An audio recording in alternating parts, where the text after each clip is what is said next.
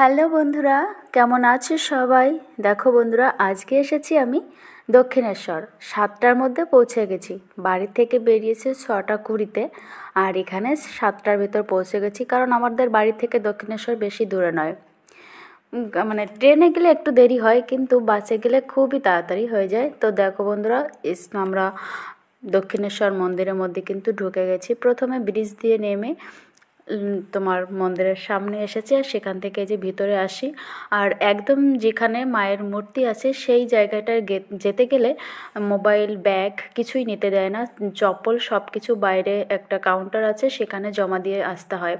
তো এই যে আমরা মন্দিরের বাইরে একটু ঘুরছি, এখনও কিন্তু আমরা ভিতরে যাইনি, বাইরে দিয়েই আছি। কোথায় চপ্পল জুতো রাখবো সেগুলোই দেখছিলাম। তো আমি কাকুকে বললাম, মানে আমার কাকা শ্বশুর, আমি আর ছেলে, আমরা 3জনই গেছিলাম।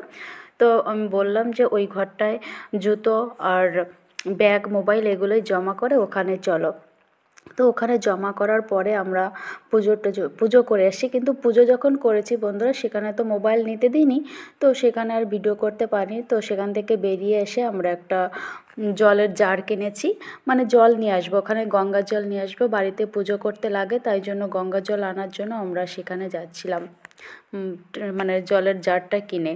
তো দেখো বন্ধুরা, মন্দিরে ঢোকার, মায়ের মূর্তি দেখার জন্য যে জায়গাটা আমরা যাই, এই যে সব একদম মানে প্রপার সেই দরজাটা যেখান দিয়ে আর কি মায়ের কাছে যেতে হয়। তো সেখান থেকে আমরা এই যে চলে এসেছি, যেখানে গঙ্গার ঘাট, মানে যেখান থেকে আমরা জল নিয়ে আসবো সেখানেই এসেছি। আর এই জায়গাটা না আগে মানে খুবই খোলামেলা ছিল। আমরা মানে পুজো করার পরে ওখানে বসতাম, কিছু খাবার নিয়ে যেতাম, সে খাবার দাবার খেতাম, মানে বেশ কিছু সময় বসে থাকার জন্য এখানে বেশ ভালো জায়গা ছিল।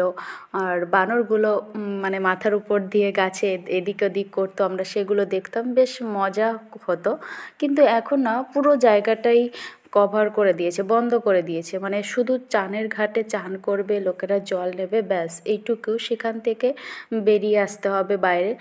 পুজো করার পরে শুধু গঙ্গার ঘাটেই যাওয়ার একটা জায়গা আছে, প্লাস আর কোথাও যাওয়ার জায়গা নেই, সব জায়গায় আটকে দিয়েছে। তো দক্ষিণেশ্বরে যেয়ে না কিছু সময় একটু বসে থাকার ইচ্ছা করে, কিন্তু বসার জায়গাটাই কোথাও নেই।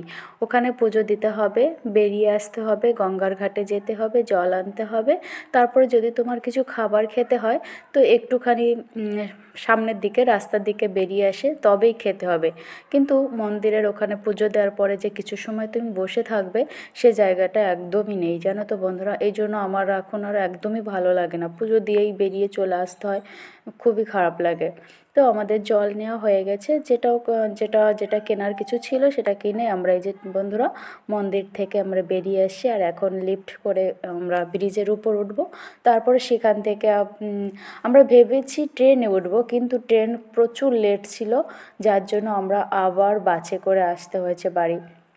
মানে দক্ষিণেশ্বর থেকে দুর্গানগর এসেছি, ওখান থেকেই ট্রেন ধরে বাড়িতে এসেছি।